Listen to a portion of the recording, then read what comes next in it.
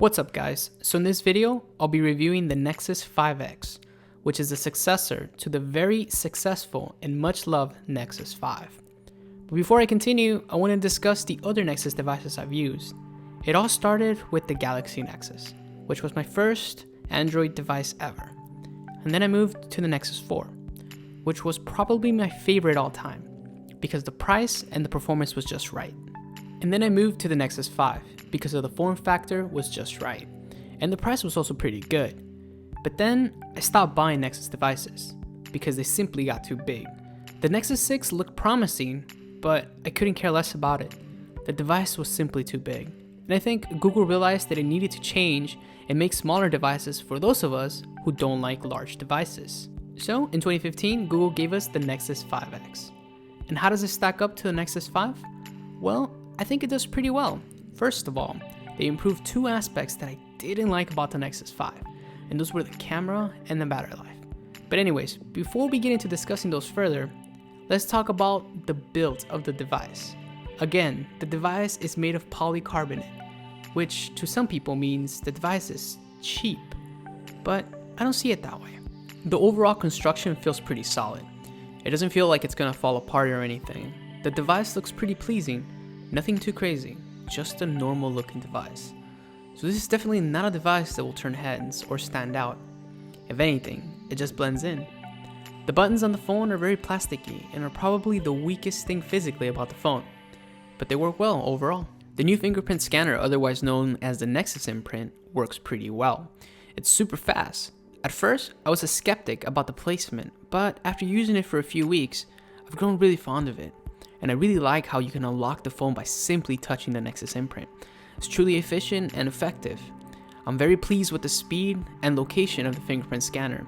It takes a few days to get used to, but once you do, you'll be searching for the Nexus imprint in the back of other phones. The device is sporting a 5.2-inch screen at 1080p resolution with 423 ppi, and to be honest, this is the absolute limit of what I would consider a one-handed device.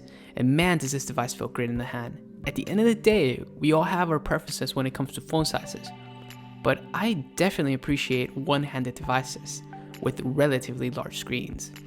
So Google, can we please somehow make the Nexus 5P happen? There's been some mixed reviews with the display, and to be honest, I love the display, and I think it looks fantastic. Colors are nice, the whites are white, the viewing angles are stellar. Seriously, a great LCD panel. I don't know why people gave it some mixed reviews. Perhaps they were just reviewing the device and looking at the specs and looking at the resolution of 1080p.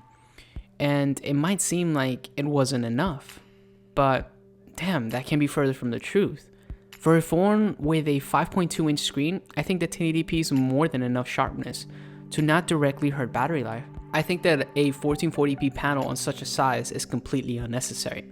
But hey, that's just my opinion. Perhaps a bigger phone with 1440p can be justified, but not here. Overall, the screen is really good, it gets bright, and it's more than enough to be visible outdoors. The phone has one front-facing speaker. Although everyone is saying that two speakers would have been better, I'm just glad that it's front-facing. And one speaker facing forward is better than four speakers facing sideways or backwards. The speaker sounds pretty good, nothing special, but good enough. Honestly, I'm just glad it's front-facing. In terms of hardware, the Nexus 5X comes equipped with a Snapdragon 808 processor and 2 gigs of RAM. Some would say it's not enough performance, but I think it's enough. The device feels snappy and good overall, but I do wish that they offered a high-end Nexus that's not a phablet. It's producing some solid Geekbench numbers, which is great. So performance is really good, and at the end of the day, the highest end flagship still goes to the Nexus 6P, which is a darn shame. Kinda wish there was a Nexus 5P with high-end specs, for those of us who want the greatest in performance in a slightly smaller device. But despite this, I'm very happy to report that the device performs very well, despite having full disk encryption that Android 6.0 forces on all phones. So multitasking and sun gaming will perform well enough for everyday tasks. So this phone is a mid-range device that performs very good. At the end of the day, the best reason to get a Nexus is because of the timely updates and the overall security.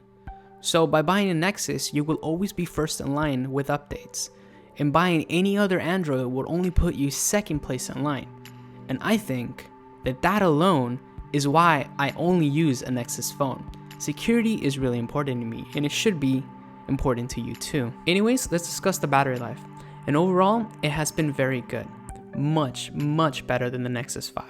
The phone is equipped with a 2700 mAh battery, which is producing roughly 4 to 4.5 hours of screen on time consistently, and that easily gets me through an entire day. Of course, with the help of those, it helps put the phone in a deep sleep to save extra battery life when you're not using it.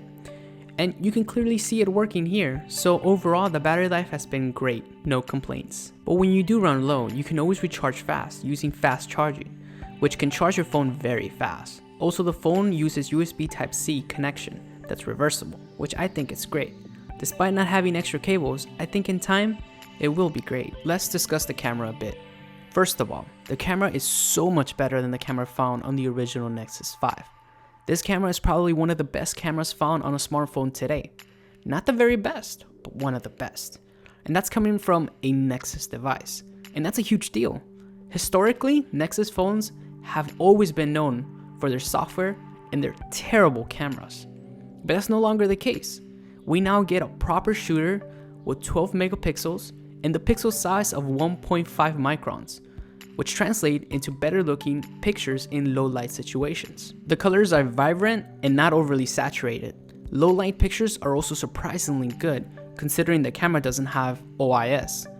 So the camera is very good and it will produce some great quality pictures. In terms of video, the phone can record up to 4K video at 30 frames per second or 120 frames at 720p for those slow motion shots.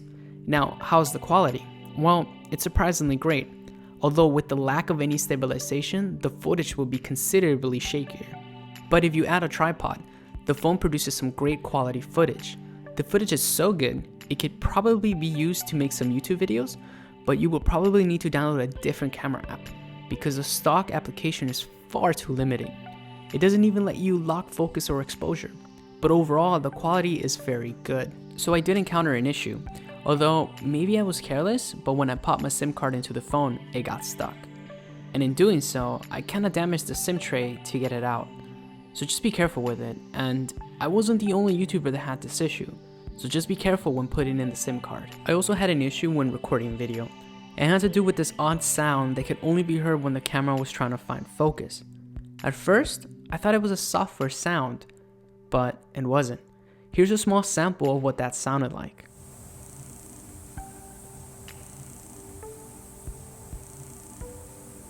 Obviously this is not normal because it makes the camera unusable if you're gonna use it with any sound. So I did some research and I found out that very small percent of phones have this problem. So I'll be swapping the phone for a different one to address the issue. So just make sure that if you do decide to get this phone, you don't have the same issue. And if you do, you can always get a new one replaced at no charge. From my understanding, this is not a widespread issue, so it's nothing to be concerned about.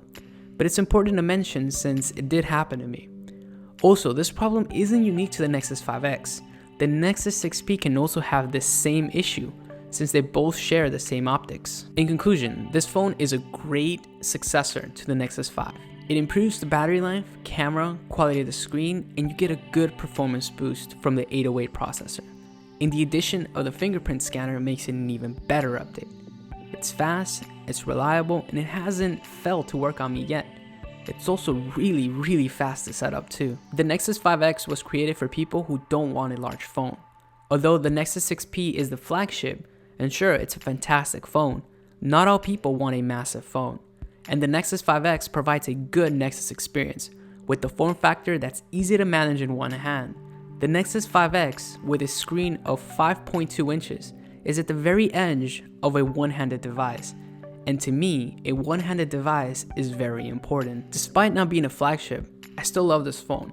Perhaps in the future we can get a Nexus 5P, the premium, the highest end version of this phone, and that would just make this phone way too perfect. Anyways guys, that's my review of the Nexus 5X. I love this device and I recommend it. And if you're interested in this device, I'll provide some links down below. Anyways, thank you guys so much for watching, and if you guys enjoyed the video, be sure to hit that like button and be sure and subscribe so you don't miss my Nexus 6P review, which should be coming pretty soon because I have a lot to say about that phone. And as always, I'll catch you guys next time.